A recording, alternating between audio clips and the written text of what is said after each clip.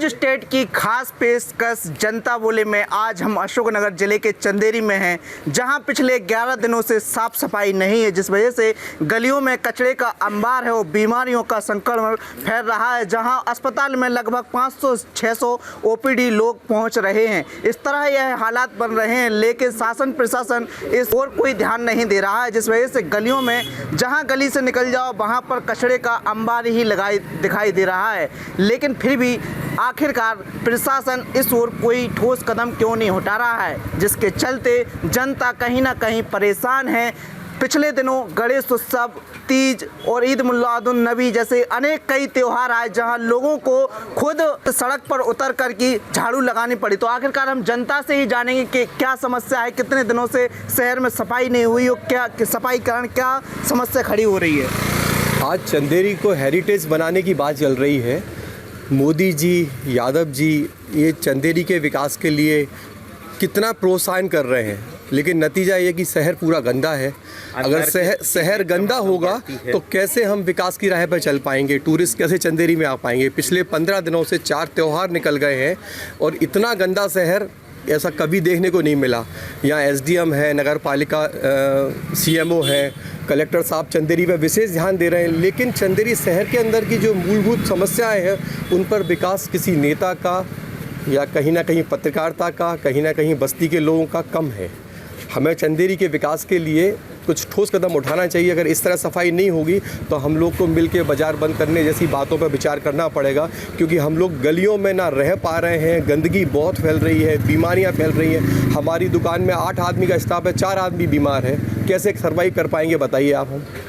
तो इसके लिए आप सबसे अनुरोध है मिलजुल के इस समस्या का समाधान कैसे हो सके और हमेशा के लिए हो सके।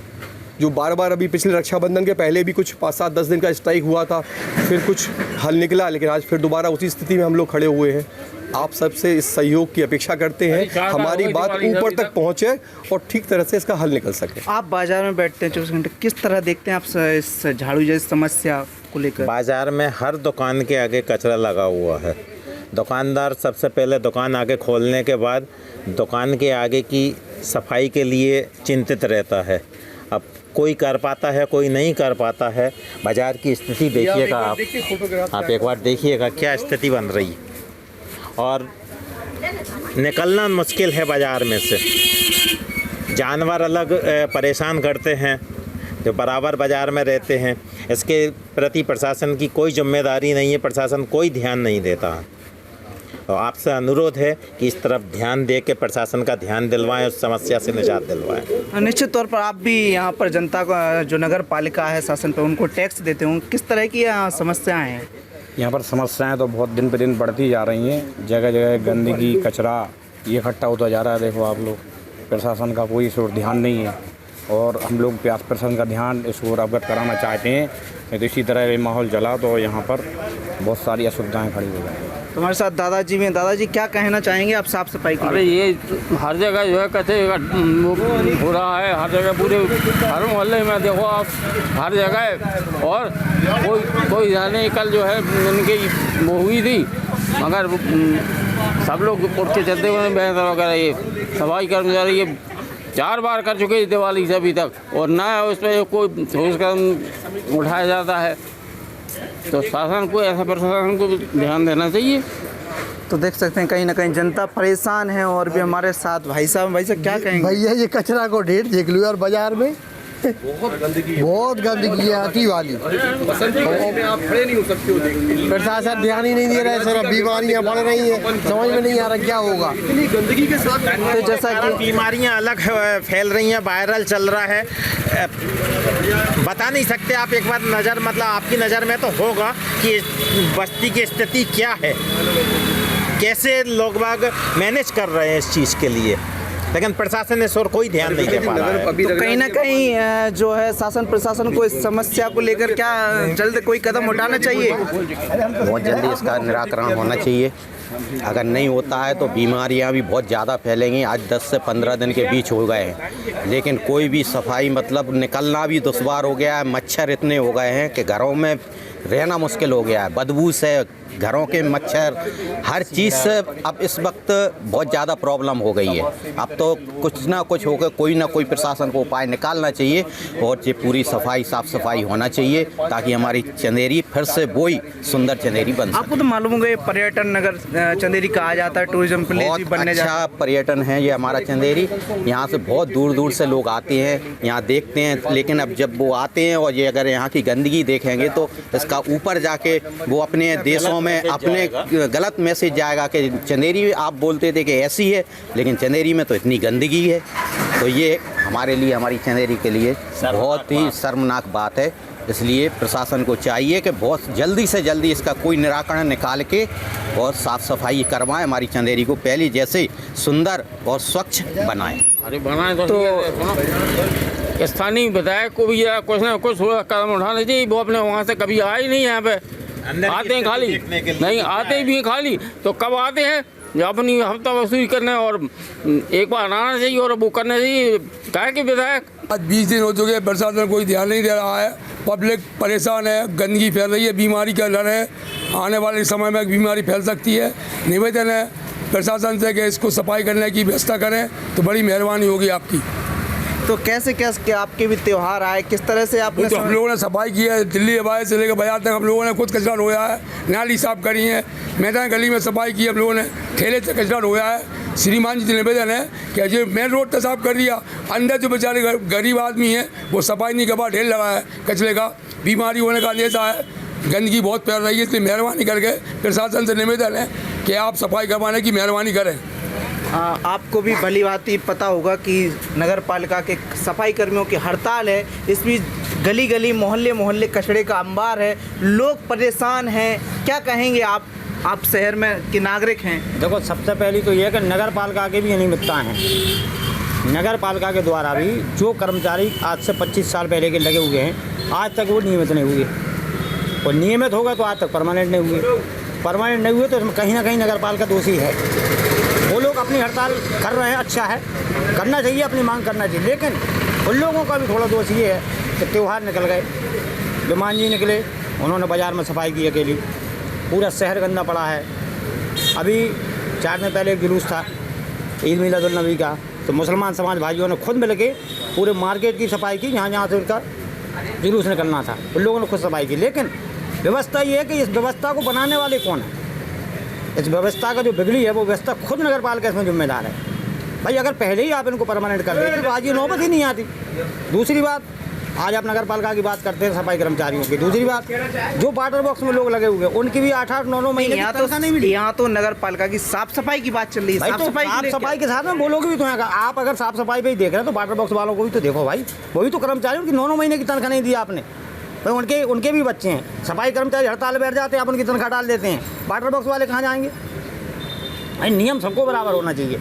अगर वाटर बॉक्स वाले धोखे से हड़ताल कर देंगे तो शहर में तराई हो जाएगी, पानी नहीं मिलेगा एक दिन भी, तो उनके ऊपर विचार करना चाहिए। ये भी एक जनता की समस्या है, वो भी नल जैसी समस्या है। हाँ। लेकिन अभी जो वर्तमान में भी गली मोहल्ले में आप भी देख रहे होंगे कि हर जगह कचरे का अंबार है, तो साफ सफाई को लेकर आप किस तरह देखते हैं कि साफ सफाई तो होना चाहिए।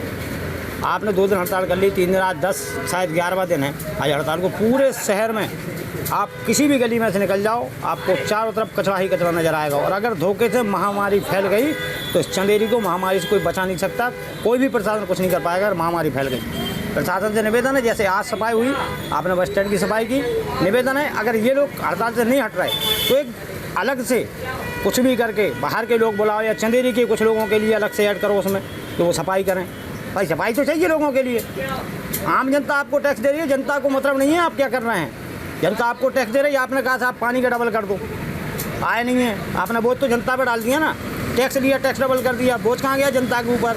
लेकिन समस्या तो वही की वही है ना भाई। कर्मचारी जब आपको 90 चाहिए तो आप 175 या 140 कर्मचारी लगाएं क्यों हैं? उनको हटाइए आप। कहीं ना कहीं साफ सफाई होना चाहिए। छोटू क्या कहेंगे? सही बात है भाई, साफ सफाई होना चाहिए। और क्या रोज आप क्या कहेंगे साफ सफाई को? शहर में अधिक गंदगी फैली है, साफ सफाई जरूरी है, इसलिए विशेष प्रशासन से निवेदन है कि इस बात पर गौर करें। बहुत परेशानी हो रही है चंदेरी शहर में, काफ़ी परेशानी हो रही है। 1 महीना हो गया, कोई सफाई नहीं हुई है।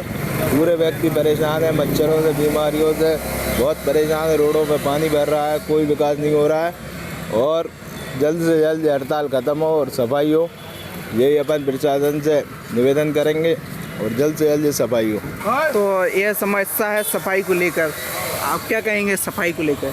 अरे बहुत गंदगी है, गली गली में हर जगह लोग बीमार हो रहे हैं गंदगी से, और बहुत बड़ी परेशानी है। जल्दी से जल्दी हड़ताल ख़त्म हो जाए और साफ़ सफाई चालू है।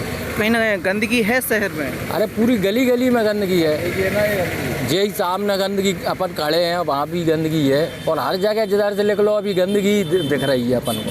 तो जनता इस तरह परेशान है। हमारे साथ एक भैया और मौजूद हैं। भैया क्या कहेंगे आप गंदगी को लेकर? सर पूरी चंदेरी का वातावरण तो खराब हो चुका है कि जहाँ भी खड़े हो जाते हैं सर, पैदल निकलने की समस्या तो ठीक है, गाड़ी कुछ भी निकल लो पूरे छींटा आ रहा है सर, कहीं पर भी खड़े हो जाते हैं। आप जी हालत देखिए सर आगे की, ऐसा पूरी चंदेरी का यही हाल है। और पहले तो 2 महीना में थोड़ी बहुत सफाई होती रहती थी, अब 11-12 दिनों से तो बिल्कुल ये हाल हो चुका है कि कहीं पर खड़े होने की व्यवस्था नहीं है सर। जहाँ पर भी खड़े हो रहे हैं सर कीचड़ देगी सर आप, पर पानी इतना, एक तो सर पानी बहुत गिरा है, उसकी वजह से सर हर गली में, हर मोहल्ले में जहाँ खड़े हुए हैं सर, पूरे में कीचड़ डला हुआ है। आप मेरे यहाँ के देख सकते हैं, यह प्रत्यक्ष प्रमाण है सर आपका। ऐसी सर हर गली का माहौल है सर जी। जैसे बच्चों को, छोटे छोटे बच्चों को बहुत बीमारी उत्पन्न हो रही है सर। इसी से नगर पालिका और प्रशासन से मेरी यही रिक्वेस्ट है कि जल्द से जल्द कोई कार्यवाही की जाए। हड़ताल चल रही है, इसको जड़ से जड़ अलग किया जाए, नहीं तो बीमारी फैल सकती है, मानते हैं? फैल रही सर, फैल नहीं रही सर। अस्पताल जाकर देखो सर आप, हज़ारों बच्चे बीमार हैं, इससे सर बहुत वायरस फैलता है सर। कोई सुनवाई नहीं हुआ, आप गली गली जाकर देखो सर, पूरे में यही माहौल है हर जगह। तो सफाई ना होने से लोग बेहद परेशान हैं। हर जगह लोग यही कामना कर रहे हैं कि आखिरकार यह हड़ताल खत्म हो और सड़कों से कचरे के ढेरों को ख़त्म किया जाए, क्योंकि पिछले 10 से 11 दिन हो गए हैं शहर में सफाई नहीं हुई है। कहने को ऐतिहासिक नगर चंदेरी है, लेकिन इसके बावजूद भी यहाँ हर तरफ सड़कों हो या गली, हर तरफ कचरे के ढेर बने हुए हैं और लोग परेशान हैं। तो शासन प्रशासन अधिकारियों को इस ओर आगे आकर की कोई ठोस निर्णय लेना चाहिए, जिससे यह हड़ताल खत्म हो और हड़ताल के साथ साथ सड़क पर फैली गंदगी भी खत्म हो सके, क्योंकि यह गंदगी फैलने से कहीं ना कहीं अस्पताल की ओपीडी 500-600 पहुंच रही है, लोग बीमार पड़ रहे हैं, एक संक्रमण का एक बड़ा खतरा उभरने लगा है। इसलिए प्रशासन को जल्द ही कोई ठोस कदम लेने की ज़रूरत है। Dinesh Prajapati, news state, Madhya Pradesh, Chhattisgarh.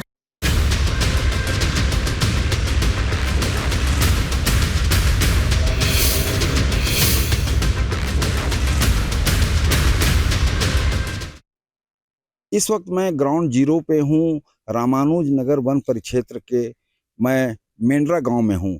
यहाँ भी हाथियों ने बहुत ही ज़्यादा आतंक मचाया है। आप मेरे पीछे देख सकते हैं, काफ़ी लोग खड़े हैं। ये इनके घरों को तोड़ा गया है, हाथियों ने इनके घर को तोड़ा है, ये आप देख सकते हैं। और मैं आपको ये बता दूं कि जिनका घर तोड़ा गया है ये सारे लोग हमारे साथ में हैं। कई मकानें तोड़ी गई हैं, काफ़ी नुकसान हुआ है, फसलों को नुकसान पहुंचाया गया है। जिनका घर तोड़ा गया है उनके स्वामी सहित उनके सारे परिवार के लोग हैं, इन्होंने अपनी जान किसी तरह बचाई है। क्या नाम क्या है आपका? सुखनंदन। उधर देखिए। हाँ, सुखनंदन मेरा नाम है। ये घर कैसे हाँ। टूटा आपका? ये अधर से हाथी आया, हाँ। यहाँ से मार दिया, वहाँ पेटी रहा तो उसके माने कि वो पेटी से आवाज पड़ा तो हम निकल कूद भागा, तो मेरे भैया लोग अंदर सुते से, उसके भागे के बाद में मैं अपने भैयों के खींचने को फिर कूद पहुँचा, तो भैया लोग नहीं उठ पाया और हाथी जो है कि मेरे को पकड़ने लगा। तो पकड़ने के बाद में बोला मैं छोड़ के भाग गया फिर बाहर। तब वहाँ से भागा, जो आरएस वाला जब फोन लगाया तब आरएस वाला आया, तो जो हाथी वो गाड़ी के आवाज में थोड़ा हाथी जो है कि यहाँ से थोड़ा सा खसक गया, तब घर जो है कि और बाँच गया, फिर पूरा घर टूट के समाज खत्म है। क्या क्या नुकसान क्या क्या किया है? नुकसान किया है 3 कुंटल चावल, धान और 1 कट्टी चावल, उसका नुकसान करा है। लड़का के बैग टांगा रहा है, झोला वहाँ बैग है, वो बैग को पकड़ा और बैग के एक ठो कागज तक नहीं बचा, लेके रोड बारी में खा दिया। कितने हाथी हाँ। थे कितने? हाथी 12 हाथी थे। 4 हाथी घर के पास था और बाकी हाथी पाछू तरफ था। 12 हाथी सब अगर आए जा रही तो हमारे प्राण नहीं बचती। ये आपके भाई को चोट भी लगा है? हाँ, बहुत चोट लगा है, भाई के चोट लगा है, पूरा अपना भाई को चोट लगा है पूरा। जो है कि वो बद्धा जो है कि उसमें गिर गया, तब बद्धा जो है कि वो पाखा के तरी से खींच के निकाल दिया, इसलिए वो बद्धा जो है उसके ऊपर नहीं पड़ा। आखिर वो जो है कि वो गिर के वही में डटा के खत्म हो जा रही। छोटे छोटे बच्चे थे? हाँ, छोटे छोटे बच्चे थे हैं। अब जो है कि डर में हम लोग घर से छोड़ के भाग गया। ये घर जो हाथियों के द्वारा तोड़ा गया है, उनके स्वामी हमारे साथ में थे, उन्होंने बताया कि बहुत ही ज़्यादा नुकसान हुआ है। उनके घर के और परिजन थे जिन्होंने अपनी जान बचाई है। आप देख सकते हैं कि ये हमारे साथ में है, इनको हाथी ने दौड़ा करके पटक करके इनका हाथ तोड़ दिया है और इनके सर वगैरह में काफ़ी चोट लगी है। क्या नाम क्या है आपका? छोटे लाल। छोटे लाल, ये कैसे चोट कैसे लगा आपको? आया था, मैं सो रहा था, मेरे को पता नहीं था। गाड़ी गया यहाँ से, हम लोग समझ गए कि यहाँ से चले गए होंगे, गाड़ी वापस हुआ तो इसके बाद हम दोनों भाई यहाँ सो गए। सोने के बाद हम थोड़ा थोड़ा पानी गिर रहा था, हमको पता नहीं चला। आने के बाद मेरे को डायरेक्ट, हम जहाँ पर सोए थे वहाँ पर डायरेक्ट तोड़ा। एक बार तो तोड़ दिया था मैं उसको, मेरे को पता नहीं था उधर को तोड़े था उस समय, इधर को तोड़े मेरे पास को उस समय मेरे को पता था। तो मेरा यहाँ पर पड़ा था, यहाँ पर दर्द अभी भी है, यहाँ पर भी दर्द है और थोड़ा यहाँ पर भी दर्द है। कैसे आप जान कैसे बचाए अपना? मैं यहाँ से, वो धान था मेरे सामने से, धान था उसको पकड़ा, उसको उठाया, इसलिए मैं भाग गया वहाँ से। अब आप क्या चाहते हैं? धान है, इसको बचाया, धान मेरे को बचा दिया। अब आप क्या चाहते हैं? धान मेरे को बचा दिया, वहाँ से मैं निकल कर जैसे धान को उठाए मैं वहाँ से भाग गया। कितने हाथी कितने थे? हाथी को मेरे को पता नहीं था, मैं यहाँ से निकले डायरेक्ट निकल गया यहाँ से, और बाकी लोग वहाँ रोड के सामने थे। ये हाथी को नहीं देख जान किसने बचाई आपकी? हाँ, वहाँ से चिल्ला रहे थे, बाकी वो लोग मेरे को एक बार तो वो जब गिरा मेरा यहाँ पड़ा, तब यहाँ पड़ा, तब फिर मैं जागा तो यहाँ से लाइट को नहीं काटे थे, तो लाइट को नहीं काटे थे तो मैं देख गया उसको, तो मेरे को भी देख रहा था। तो हाँ, जब जैसे धान बोरी को पकड़े और उठाए और इसी समय में भागा, उस दर्द उस समय नहीं थी। आप देख सकते हैं कि ये हाथी के हमले से चोटिल हुए हैं और किसी तरह इन्होंने भाग करके अपनी जान बचाई है। अब ये अपनी जान माल की सुरक्षा के साथ में वन विभाग से गुहार भी लगा रहे हैं कि इनके मन में ये चल रहा है कि अब हमारी जान की सुरक्षा कैसे होगी। इनकी माता जी से हम जानते हैं कि वो क्या कहती हैं, हाथियों से इनका पिंड कैसे छूटेगा। माता जी, आपका नाम क्या है?